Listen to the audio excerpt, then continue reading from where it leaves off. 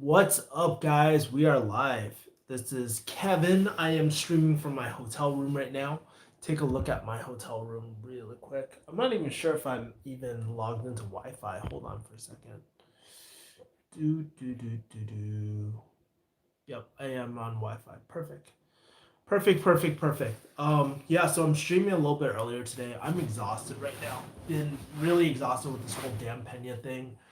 I gained a lot of weight, dude. Like a lot of weight. So that's the first thing I'm gonna try to get rid of when I get back. But I was like literally eating so many meals per day, man.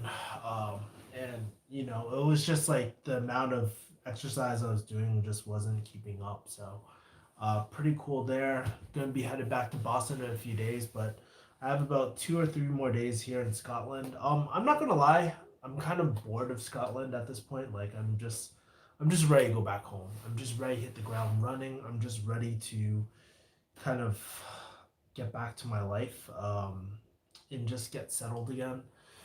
When I get back, it's not going to be me resting at all. It's going to be me hitting the ground, not only trying to get my first mergers and acquisition pharmacy deal, but also really I'm going to be moving. I'm going to be in transition moving and stuff as that as well. So I'll be very like all over the place, man. So I just wanted to get back home and just take care of stuff.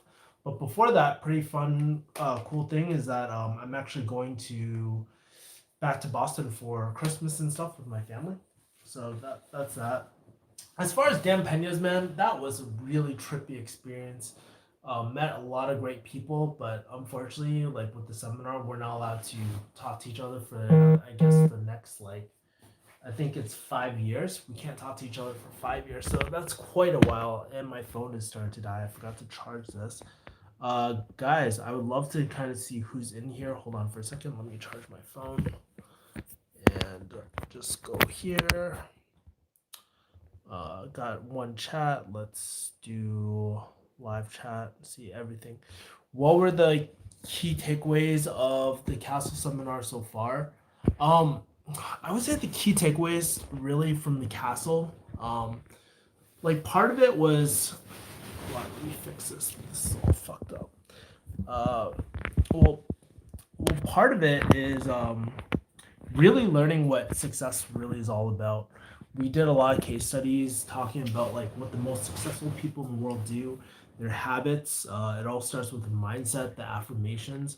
I understand what London Real means when they're talking about the fuck. I understand what like Brian Rose is talking about when he had that moment when he was crying on the floor and he realized that he wasn't thinking big enough. I had this very same experience. I realized that going to a castle that one of the things that was really scaring me was committing, right? Be committing to bigger goals because if I committed to bigger goals, that would hold me accountable for my actions, if that makes sense, right? And so I was always really scared of committing bigger things, doing bigger things. And if I failed, I would always take it out on myself, right? And so I learned a lot about myself, like things that not necessarily that I did know so far. Like I always knew that I trended more on the people pleasing side, um, and that it just boils down to my own insecurities and stuff with myself, right? With because one of the things that we have to realize is like being liked, or wanting to be liked, or anything like that. That is a sign of insecurity, right? Because if you wouldn't you if you were secure within yourself, you wouldn't really care. And you see these figures like Steve Jobs and all these kind of douchebaggy type of people, but they have so much self confidence. Yes, there might be assholes, but they have so much self confidence that um, you they just didn't really care about what others thought. So I thought that was a really keen insight as well. Also pretty cool, like being in a castle for so long. We had butlers, we had all this sort of stuff. It was really nice, right? But I actually through that experience I learned about what I want, what I don't want. To be honest with you, I don't really want a lifestyle like Dan. I don't want to be. I don't like eating 3 square meals a day. eating like a fucking king every day. That's just not me. And it's not the fact that, oh, poor mindset or anything like that. It's just that I prefer a more minimalistic house and stuff like that.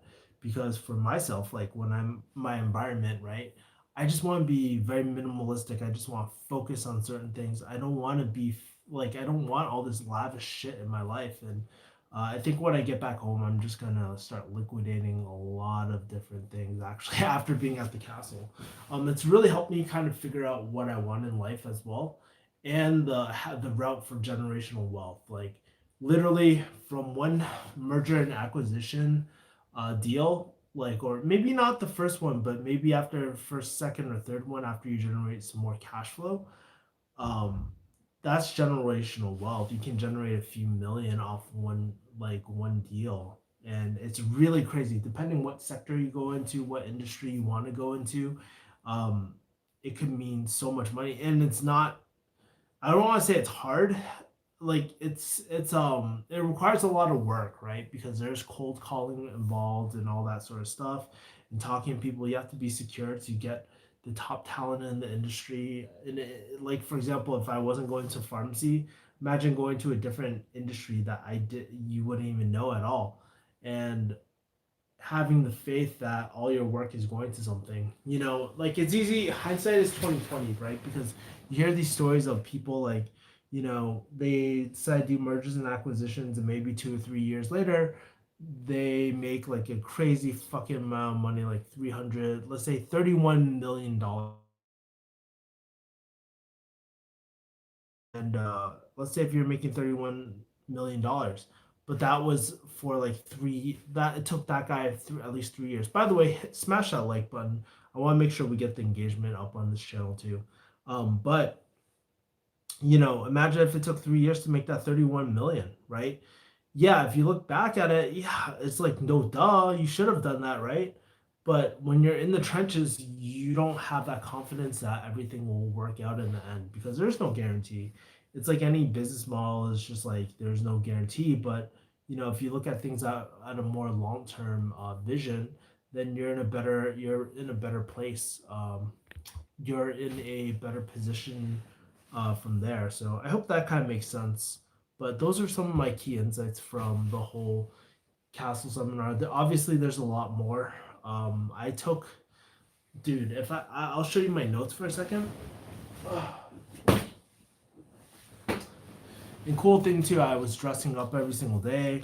I actually really like wearing a suit. My friend did really got a good job of picking out a suit. If you want to see this, QLA Kevin Yee, except it's backwards, but yeah. But if I were to kind of and right after the seminar, starting I think Wednesday, we're gonna start having to track our days and stuff like that. So basically, here's my notebook, right? This is my notebook, right? And if you take a look at, I don't want to lose my place. So let me put this over here. Um, like you see this? That's how many notes I took within those 7 days. And plus, I wrote like pages and pages and pages. I probably wrote about 20 pages of notes, like of homework and stuff too. It was really long every single day. Like I averaged about 3 or 4 hours of sleep every single day. But it was really, I would wake up energized, but usually around the 5 o'clock mark, I would get really, really tired. And also in the mornings, like this is what my typical morning would be like. I would go to the gym, do a little bit of workout. I haven't had like a full hard workout in a long time. It kind of sucks. Keep in mind my meniscus is still torn, so I'm trying not to go heavy, but it's not easy.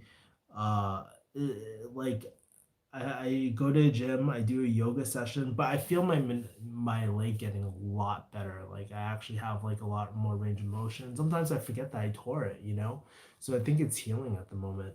But anyways, there's that. And then I would look over some of Dan's material that he asked us to do. I would like either edit a video or do some of my own personal things, or just try to eat breakfast. I would eat breakfast every single morning, which is really different for me.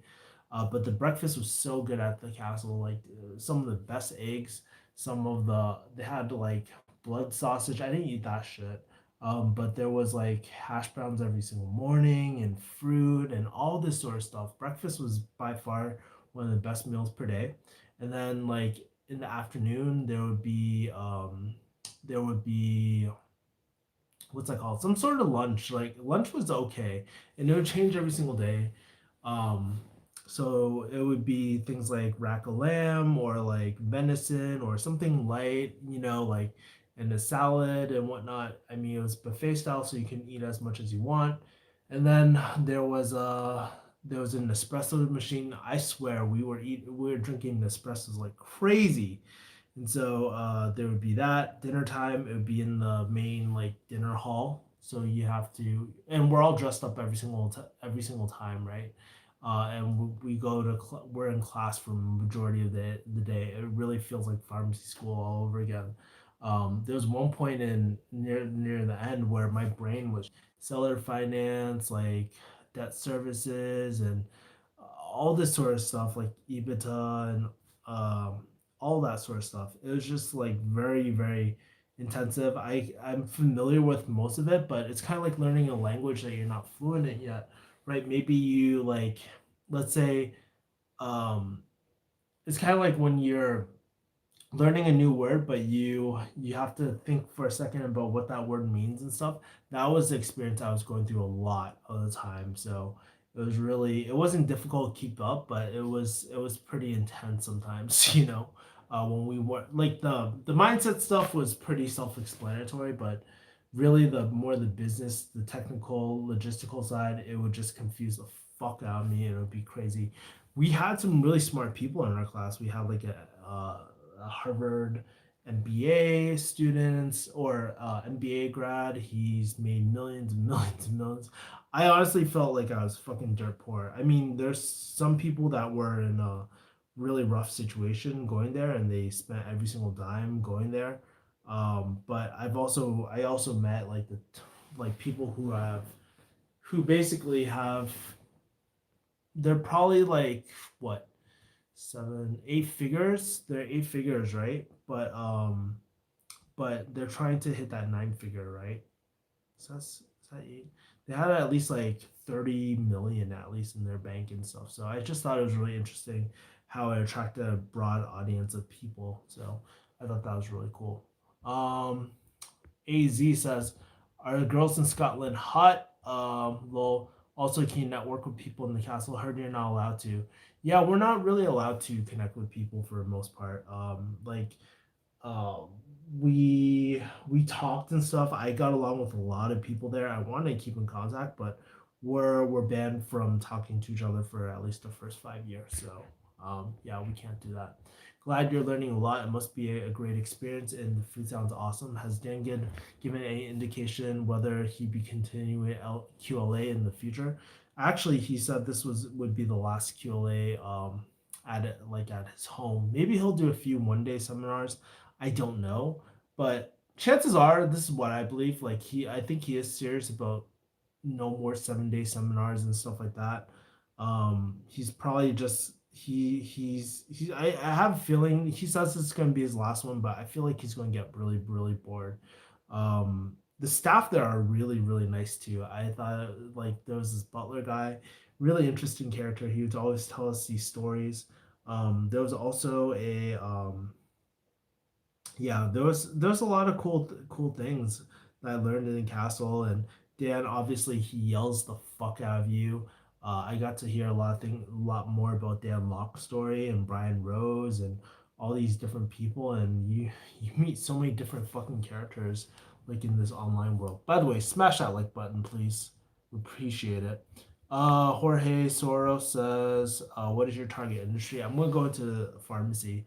There's a specific area of pharmacy I want to target, but yes, I'm going to be doing healthcare, most likely pharmacy. But I'm still doing the research on like I've been printing out like PwC and some of the big four statistics about like the market cap and the opportunities as well within this uh, within this niche as well. Pharmacy acquisitions. Yep. I am from Scotland. Greetings. What's going on? Uh, what's happening in Scotland, bro? I'm from there too. Scotland's pretty interesting, man. Like, uh, dude, I've just been, dude. When I'm here, the only thing I can think of, this might be kind of racist, but I always think about like Scotland the Brave, that the bagpipe song. I got to play bagpipes too. That's pretty cool. Had haggis a few times, man. It's good, but like I probably to be real, I probably wouldn't eat it back in America. And apparently haggis is banned in America, but I can see why people think it's a comfort food, right? It's really nice when it's really cold out and stuff like that. Some nice haggis and stuff, but for me, it's like I'm not disgusted by what it is at all. That doesn't bother me at all. But it's just like the flavor profile is just like whatever to me. But it's not bad. I actually like that. Um, uh, where do you like to eat? I think in terms of like places here, I haven't been too many places. It's kind of hard to eat. Like I like honestly, I was trying to look for different places when I was in Scotland. I had a few like I had pies. I had haggis one night, and then I had what did I eat? I ate Nando's today, the chicken, and I got Nando's again because all the freaking everywhere in Edinburgh is like packed right now, right? And I could not find a single restaurant that was open or anything like that. So that was really tough. Why is haggis banned in the U.S.? It's kind of like health reasons, I think. It's weird. It's like the process, like they allow hot dogs and all that bullshit, but like, um, yeah, when it comes to, it just doesn't make sense to me. So yeah. Um, what is your timeline? How long are you giving yourself to buy one? As soon as possible. I'm gonna try to shoot. Dan says that I could do one by the end of this year. Depending how I structure a deal. If I do seller's finance, I can get it done by the end of the year. But I need to set up my dream team, so I'm just taking one step at a time. I'm not thinking too far ahead. This morning, well, if you guys are interested, I've been actually tracking every single hour I've been up, and oh, where is the page? Fuck, can't find it. I think I used it as a bookmark.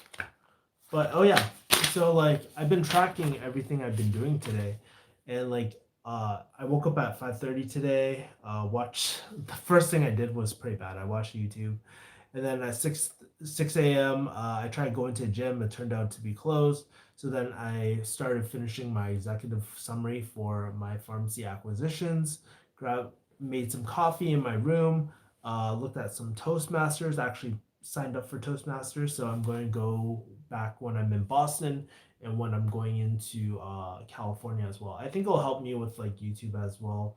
Work on my tonality, work on talking to bigger name people and stuff too. So that's what I did at 6 to 7. 7 o'clock. I prepped a CEO list, so I think I got about a list of 7 CEOs that I want to target and reach out to. So and I was also working on my executive summary, kind of throwing the stats from the big four on there too. At 8 a.m., I actually sent my executive summary to Dan Pena. I found some more articles about fragmentation of the industry, or yeah, and I finished the executive summary. At 7 CEOs, I made more coffee at 8 a.m. 9 a.m. I wrote schedule. Oh yeah, I wrote out my schedule, my new schedule about how I want to structure my day. Created my scripts for the board that I'm trying to create, my dream team. Created a script for accounting and law firm of all the questions I want to ask. And email templates, all that sort of stuff. 10 a.m. Let's see. Oh, as merging files in QLA, I took a small nap. I ate an app. I went down for to the lobby, grabbed an apple, and was reading more articles um, on um, on pharmacy, specialty pharmacy, different niches of pharmacy as well, right? And then I also reached out to a CFO today, so that's another thing. 11 a.m. I go to the gym. 12 p.m. I take another nap, watch some YouTube. 1 to 2, I go to Nando's, go eat some chicken. 2 to 4, I'm typing out my QLA notes, like this monster of a beast over here. Um, and then 4 to 5, I actually redo my affirmations, did some Toastmaster stuff, and then fixed some Excel sheets for my clients and whatnot as well. And then I had dinner, and then came back here, and here I am streaming. So it's pretty interesting. I still need to edit videos for tomorrow and whatnot. Just got news that one of my clients, he's kind of slowed down their leads and stuff. So that's kind of my life right now, man. So been just tracking everything. Dan, very soon. Like I don't have to submit this today to Dan, but I'm just trying to get used to the process of just documenting my day and really making sure I'm held accountable for everything. Right. So troll comments. Thanks for the responses, Kevin. Hope 2020 is a success for you, bro. Appreciate it, man. Appreciate you, Warren. Really appreciate it. Uh, Fragmented industry and pharmacy, compounding. Although specialty is becoming more consolidated, compounding is super fragmented. Yeah, it is. I was checking out like Diplomat Pharmacy too. So like I was seeing how their stock crashed and whatnot. So yeah, I mean, I'm not gonna be too picky. I'm just gonna rely on my board and stuff to kind of give me insight on that. But I am planning to go into pharmacy since I do have a pharmacy background and whatnot. So um, and plus, I have a lot of connections within pharmacy, so I can definitely get assemble a really solid team and just use the board to leverage everything as well. But yeah, those are some of my thoughts about what I'm up to. Um, I also like the other day. I actually been do. I have this really funny bracelet too. It says "Just fucking do it." And that was really interesting. Also, like I've been doing this playlist as well. So if you're curious, right, one of the things that I like doing a lot is like doing an affirmation like affirmations while you're in your sleep, right? So you record something or you play certain things. Like I play certain things about like things I want to work on. So I have a self confidence um like hypnotherapy session, and I also have like a few um Dan Pena like lectures and stuff that I'll play while I'm sleeping. And I there's like a yoga. I think the first track is like a yoga relaxation track as well. So it's really been helping because I actually have dreams about flipping deals and shit, and it just helps me like I remember a lot of the stuff that I'm doing right now. So that's one thing that's been really helping me a lot. And I've been just experimenting with that a lot. One thing I want to do is actually record my affirmations onto via voice, add that to a playlist, and I think I'm going to be really, really in a good place for like and try and make the most even when I'm sleeping as well. So that's pretty much it. Where in Scotland are you? I'm right next to the airport. Uh,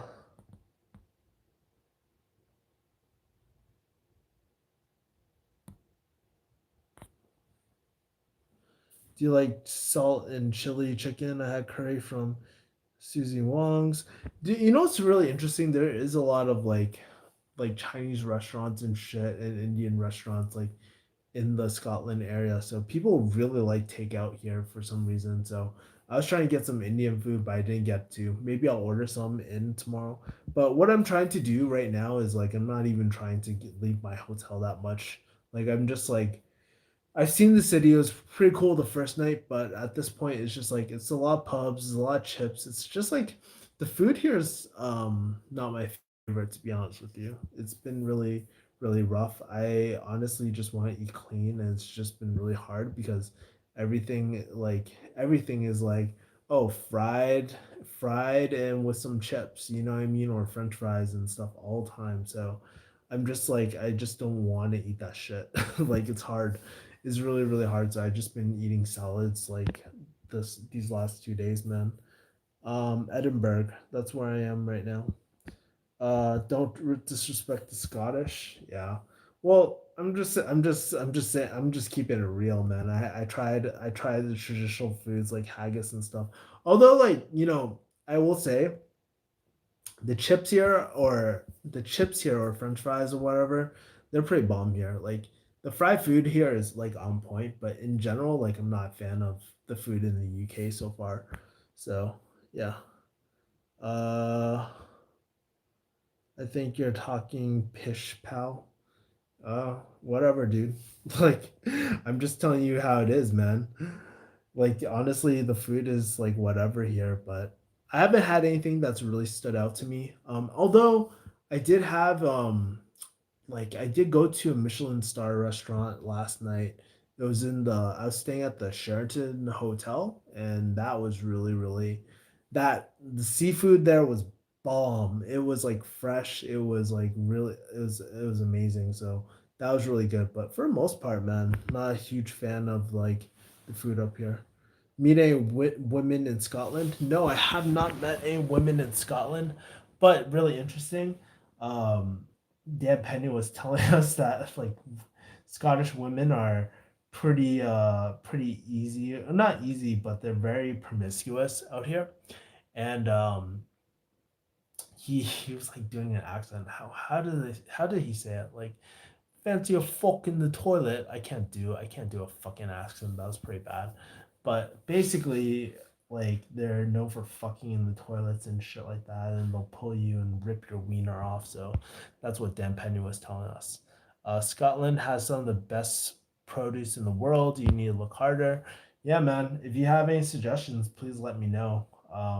But yeah, like for the most part, haven't really had a lot of good, great food here. So but I also know that y'all don't use Yelp here because I was asking all my UK friends. I was like, what do you use out here? Everybody just uses Google. Although I will tell you this, venison was bomb here. Like I had some venison, I had some wild meat.